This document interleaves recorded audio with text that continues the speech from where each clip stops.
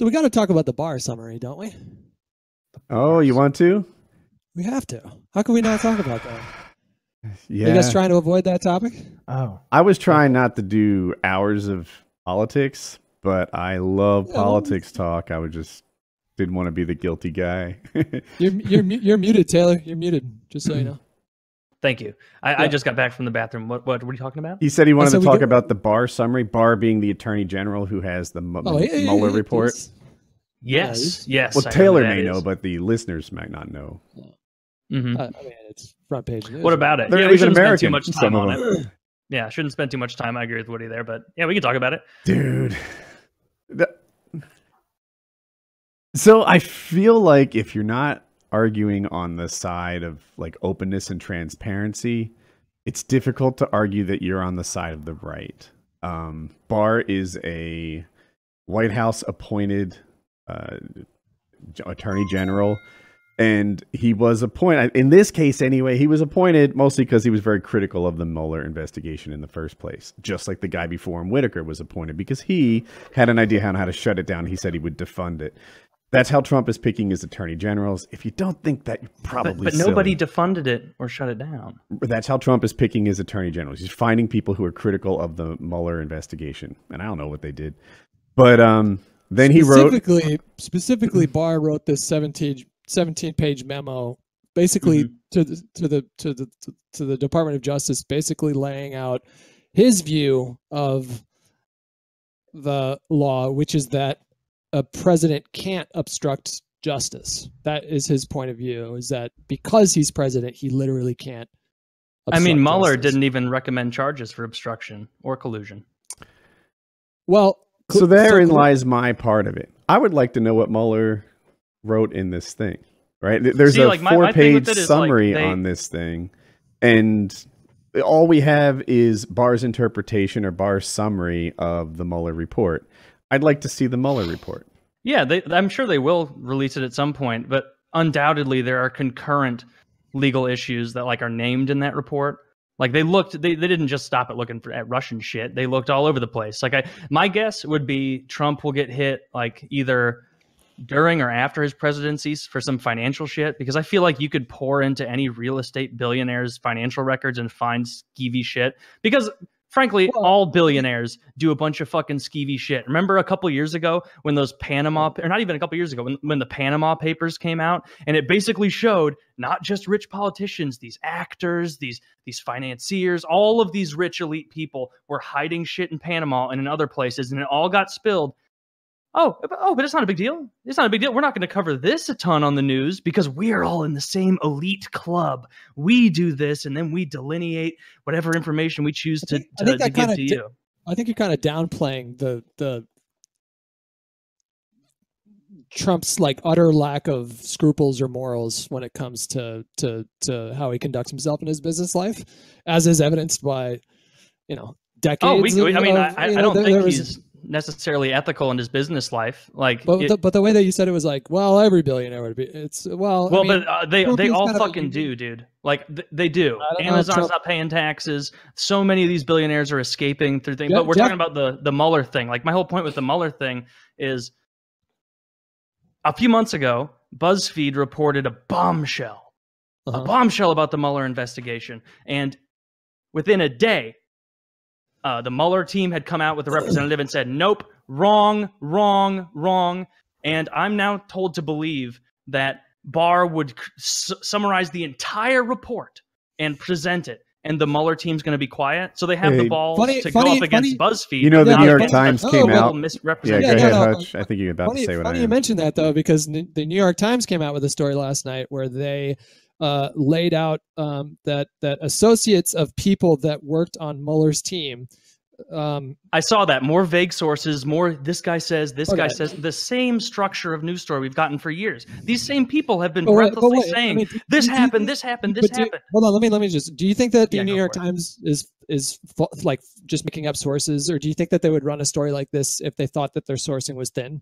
Yeah, I definitely think they would, because John Brennan has been providing false information to CNN, MSNBC, Fox, New York Times, WashPo for years now. And then he goes, after saying with assurance, like there is something going on. Former head of the CIA, his word carries a lot of weight. He was going out there doing that, and then now when it comes out and Mueller doesn't recommend any charges, he says, "Oh, well, I must have gotten some bad information." And it's like, no, these people are deceiving you. They're lying. Like, I don't trust the mainstream it wasn't media. just, but it wasn't just okay. But it wasn't just the New York Times. It was Washington Post and NBC also ran stories today that corroborated the New York Times stories. They went through their own sources and found very similar things. It wasn't just what was laid out in the sources. So that doesn't matter. People run with anonymous sources all the time. No, it doesn't. And where has anonymous sources gotten us? To a 3-year Plenty of solid reporting has been done all throughout the decades of the existence. Watergate comes to mind. Based on anonymous sources. It is a staple of journalism is anonymous sources. I'm not saying that it wouldn't be more convincing to a reader if it was like somebody standing up, raising their hand, and then saying, "This is what I saw." But to throw the entire concept of anonymous sources, no, not the concept, as a reason to discredit within the context of this story, which has been proven. And I mean, this is another frustrating thing because, I think Kyle and I have kind of been of the opinion of, I don't think this happened. Let's see what the report says. Like, I think I, more than Kyle, was on the side of, I don't think Trump colluded. I don't think any of this happened. And people all throughout the mainstream media, watch Rachel Maddow for 30 seconds over the past 3 years. All these people have been breathlessly saying, this happened, he colluded, this, that, and the other thing. Don Jr. in his meeting, this and that. Oh, he colluded with WikiLeaks and all these things. Like, all of this has been said. Don Jr. in his meeting really bothers me. Hold on, but all of this has been said. All of this has been said. No scruples from the mainstream media. And these anonymous sources, they had no problem saying collusion. It happened. Really when the happened. Russians reached out to Don Jr. and said, "We have dirt on Hillary Clinton," he said, "I love it." Right? He didn't say, "Oh my gosh, I need to go to the FBI or CIA." He didn't say, "No, we don't work with the Russians to get dirt on our political opponents." He didn't say that. What he said was, "I love it. Let's meet at Trump headquarters." And Mueller didn't recommend any charges for any of these things. Okay, so wait a second. I want to see what Mueller did say. I do too. None of us have seen the report, so it's very hard to have a conversation about it. All we've seen is a 4-page summary from Barr. But what the reporting in the New York Times revealed is that the Mueller team actually provided their own summary at the end of each section. And this was a comprehensive, according to reporting, 400-page report with another thousands of pages of documentary underlying evidence. So we're on the same page. I'm totally in favor of full transparency and them releasing it. Right, but let me just finish real quick on the topic of conspiracy. What Mueller said is that he and his team could not establish a conspiracy between the Trump campaign and the Russians that showed that the Trump campaign assisted the Russians in their efforts to disrupt our election or interfere with our election with a two-pronged attack with the social media troll farms, mass misinformation targeted at sensitive swing states and everybody else broadly, and then also the hacking of the DNC emails and the Podesta emails. I don't think anyone was alleging that Donald Trump or anyone on his team literally helped the Russians do Paul those Manafort things. gave his polling data to the Russians. Right. The question of collusion, it's not even a question. It happened. Whether or not it rises to the level of criminality in a sense that that Mueller proved beyond a reasonable doubt that there was a conspiracy between the two parties. How can you just say he colluded with Russia to influence the election? Like, because Manafort colluded with Russia, Don Jr. colluded with Russia. But the word collude, like, you're using it so loosely. What did he do? Did Don Jr. get valuable information that he then used to take down the Hillary campaign? What I call or did Hillary just not campaign at all? Him just not at all campaign in the Rust Belt? So just let me answer your question, though, because it's not just that however the way that you laid out, the fact that he took that meeting instead of going to the FBI, the fact that he knew that the Russians either had dirt on Hillary or were in the process of trying to get that dirt on Hillary, and then didn't go to the FBI to report it to them, is a form of collusion in the sense that it's secret. He took a secret meeting and then he lied about it, and then his father dictated a memo to give to the press explaining that meeting was about Russian adoptions. It was just an overt lie. And all of this was happening while Donald Trump was pursuing a Trump Tower deal in Moscow that could have potentially been the most lucrative real estate deal of his entire career. That he was also lying about. Hundreds of millions of dollars, while he was also lying to the public about that. And then like a short time after that meeting with Don Jr., and you can choose to believe that Don Jr. didn't tell his dad about this meeting, which I find laughable. Shortly after that, Donald Trump gets on TV, asks the Russians to hack Hillary. And what do they try to do literally that day? But they tried to hack her specific email situation. WikiLeaks already had all her shit. Like they were doing a slow leak. No, this was time. That didn't start until October. We're talking about July. This was like during the time of the Republican convention. So and then Manafort obviously showing up and then sharing polling data that they had. Like, look, we think that these states here, which the Democrats consider a lock, we think they're actually a little bit more sensitive. Here's our polling data, and here's basically a roadmap or like a target list for you guys to target these people. If there is a huge mound of evidence, if all of this and more was available to Mueller, and he neither recommended charges for any kind of collusion or any kind of obstruction, and so it's annoying. Well, hold on, it's annoying to be on the side of hearing people not critically saying for years, literally years. This has been the biggest story of the past 3 years. And hearing media figures, it is a big story. Hearing media influencers, social people, talking heads, all of them uncritically saying this happened, this happened, this happened, without the requisite evidence. And then the Mueller report summary comes out, and it's, we need to wait. We need to wait. Suddenly, everything we've been saying, the things that he's talking, we need more evidence. Taylor, let me respond to that. The things that he's talking about are agreed upon by both sides, right? There is no question that Donald Trump Jr. took that meeting, that Donald Trump Sr. dictated the letter.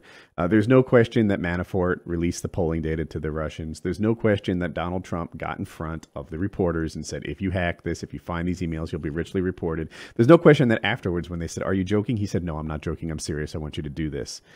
These things are all out there and agreed upon by both sides. It is weird to me as a non-attorney why this isn't conspiracy, but apparently it's not. Well, you have to prove it. You have to prove it beyond a reasonable doubt. And here's the difference between the conspiracy side of it. Collusion isn't even a legal term. We're talking about conspiracy. There's a difference between how Mueller approached the conspiracy side of his investigation, the Trump-Russia connection, and the obstruction. And I think you're failing to recognize the difference in how he approached it. And I think you're totally mischaracterizing what happened. What he said was, we can't establish a connection, therefore I can't recommend charges for conspiracy. What he said with obstruction was totally different. That is not what he said. Normally, a prosecutor will recommend either charges or no charges. He decided to leave that basically up to, he himself didn't want to be the one to solely dictate the precedent that this would set. And what he did was he laid out evidence in his report that we still haven't seen yet, according to Barr's own summary, that did lay out evidence of a crime that happened. And he said, I'm not going to make any recommendation, presumably punting that to either Barr or Congress. The Congress are the ones that get to decide at that point whether or not it rises to the level of an impeachable offense. So I think you really need to take. I think you really need to take into consideration that Mueller did not say, "I'm not bringing charges of obstruction because I couldn't establish that it happened." What he said is, "I'm not even going to make a decision." And then Barr stepped in and, surprising no one, said the president didn't obstruct justice because this very person straight up already sent this lengthy memo saying that a president can't obstruct justice. So it's this no surprise to anyone that he didn't recommend charges there, and it's going to be really interesting. It came as a surprise to the entire mainstream media. Rachel Maddow cried. Huge numbers of people were upset by this. Like, I don't like this memory holing and pretending that all of these people weren't saying the whole time. I don't feel and like saying that I just didn't actually hear your word. What in pretending? Memory holing. Okay. What the media will do when they get something wrong, or just an individual person will do when they get something wrong, where they try and take something and they just memory hole it. They just don't think about that anymore. Don't think about it. They've been saying for years. It's been the biggest story. This happened. This happened. Mueller is coming for you. People have like fucking avatars. Like Mueller was a hero for tons of people. He's coming for you. When he releases this, Donald Trump is fucking done. And then now he releases it, and the goalposts shift once again. Now it's the SDNY that's going to do it. Like it. Is it? I don't honestly like. I want to go next. Yeah. Go for it, Woody. So I try to put it on the other side and see if I like how I would feel about it. And it's like, how would it be if Ken Starr ran a really honest campaign for a long time, kept no leaks, no nothing, mouth closed, the whole thing, and then Ken Starr released his report to Janet Reno, who summarized it in a day or two and said Clinton's innocent. Yeah. You know, I don't think that the red team would see that and go, oh, well, shucks, I guess I was wrong this whole time. Janet Reno, who, by the way, in a hypothetical situation, was just hired because she was critical of Ken Starr. She said it's fine. So I'm not even, like, I used to be more pro-Trump. I'm not even on Trump's team at this point. Like, I think he's done a pretty shit job. What has he passed other than giving billionaires tax cuts and huge corporations tax cuts? Like, I'm not a fan of him at this point, but but that I hear you. They're saying to wrap up politics in the conversation. It's good. Well, I just think the first hour was politics, and we've been doing politics for a while. I mean, we can do it. We can do a whole politics for an hour. I don't know. Yeah, politics for an hour. It probably wasn't an hour. It's probably like 40 minutes. But I just don't want to get too much. But anyway, like, I hope they release the entire thing and it's all out there. Well, the House Judiciary Committee just voted to give Nadler the authorization to subpoena the full report, but there's fucking no way that Barr is going to do that without putting up a fight first. I'd like to see the full report. I feel like I've been waiting forever to wait until the facts were out there, and I still haven't gotten the facts. Like that's why I'm not saying anything through this whole conversation that you guys are having. It's because we still haven't gotten any of the final findings. I don't see this. I don't understand that because there are so many established facts already right now, right in front of you. I don't know how that couldn't alarm some people, because it just confuses me, because everything that I said about and what he said about Manafort and Don Jr. and Stone and WikiLeaks and the entire Russian operation, that's another thing that's left out, is that he left, Mueller also detailed a really extensive and sophisticated operation that many people, including yourself, Taylor, were highly skeptical of in the very beginning when the media was reporting that there was an active campaign going on by the Russians.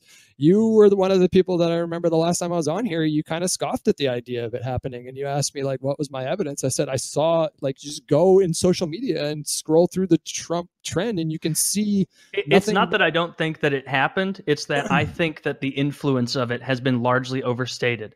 They spent... they had their troll farms and everything. They spent maybe 20 grand on Facebook ads. The Clinton campaign and the Trump campaign, the Clinton campaign more. They spent tens of millions on social media. The Trump campaign spent millions on social media. And that's not they had bots. What they did. They had bots. They had astroturfing. They had. I think it was 1 in 5 of those bots was pro-Clinton. He was trying to create a fucking horrible environment in this country where people are at each other's throats. Here we are. And he succeeded. One of the goals was see my Facebook feed. I'm sorry. Yeah, all those boomers. Yeah. One of the goals was to sow discord in the American public and disrupt the conversation. But they very explicitly had a goal of propping up Donald Trump and denigrating Hillary Clinton, with the secondary goal of sowing discord. They probably assumed, like most everybody else did at some point, that he wasn't going to win, and they were going to throw so much shit at Hillary that it would have totally invalidated any mandate that she might have had. I just don't as soon as she took office. Trump's camp, Trump as a president has done a ton of things that aren't helpful for Russia. Well, Putin himself, Putin literally himself said, "Of course, I prefer Trump be president." So definitely. I would no doubt that, because she's way more hawkish. Probably is. Yeah, she wanted to impose a no-fly zone in Syria. Well, I mean, yeah, Trump's only hawkish verbally. He doesn't actually. Well, he's also still he gets credit for being anti-war a little bit, but he doesn't actually do shit. Like I said earlier, he'll tweet about how he's going to get us out of Syria, and then he does fucking. He tweets both ways. Yeah, it's hard to gauge where he stands by his tweets, right? Because he'll tweet, "My big red button's better than North Korea's big red button," right? That's pretty hawkish, but he didn't press it. So I feel like we're all like, I don't know. I'm just so like cynical about all of it now that none of these people, they seemingly have the power to get us out of these wars and to stop foreign intervention. Like Trump ran on like, get us out of these places where nothing's getting done. And then now he's got a lot of his advisors being like in his ear, well, you got to go to Venezuela. You got to go to Venezuela and intervene there. What's going to happen? Oh, there's a perfectly good region that you could destabilize even further. Like that's my biggest thing now. Too, in Iran, trying to get us to invade Iran and stuff. It serves no interest of the American people. Trump's negotiating style is different than presidents past, and I don't want to come on like hating on the guy because it's just different. But he lies. He blusters. He blusters is a better way to say it. You know, he negotiates like a goose charging. He doesn't want to fight. A goose doesn't want to fight a bull, but you know he goes up against it like he does want to. Trump does that all the time. He told Mexico that we were going to close down the border this week. Now he says, maybe a year. He just delayed it by a year. That was a goose attack, which is to say not attacking, just pretending it wanted to. Like, and that's what I hate about all these. I'm agreeing, all these neocon like bootlickers, where he'll say something like, we got to take care of Venezuela. And then suddenly he's back in the good graces of the Ben Shapiros and the Bill Kristols and the John Podhoritzes and all the neoconservatives. And it's like, it's just frustrating. His words don't carry the same weight that like previous presidents do. All the previous presidents, because he just says things that he doesn't follow through on more so than other presidents did. Like ludicrous stuff too, like really, really ludicrous. Some of it. So the little Trump thing, it boggles my mind how he doesn't get in like more trouble for stuff. Remember when he promised middle class tax cuts like a week before the midterms, and everyone was like, Congress isn't even in session. Like how is that even a thing? He didn't care. And then tomorrow, did I say that? Weird. And like he does. And that. even then, like those tax cuts, like sure, it gave the middle class like some crumbs. But it was really just these were tax cuts that didn't happen. This is right before the midterms. He promised a 10% tax cut. He promised a 10% tax cut before the election. So he had like it was actually 11 days. I know what it was. It was 11 days to follow through on another tax cut. And all the Republicans were like, dude, we haven't even started on this. Like, this is not a thing. Yeah. And it was just a thing just a lie he put out there to get votes. I may be wrong about a lot of shit. Like I really do try and adapt my view. That's why I'm not nearly as pro-Trump. I'm not pro-Trump at all anymore at this point. Like I just see him as I want to believe he'll get us out of these wars, but I don't know. There's a bunch of things I like. I like his. We're going to be in these wars for the rest of our lives. It's so fucking ridiculous, though. It's never going to end. Didn't Jared pass something good on jail? Like, didn't he do some sort of jail reform? They did the First Step Act, and it was a good first step. Yeah. I'm not against. I like the things he does that I like. Yeah, sure. He banned my bump stock, Dick.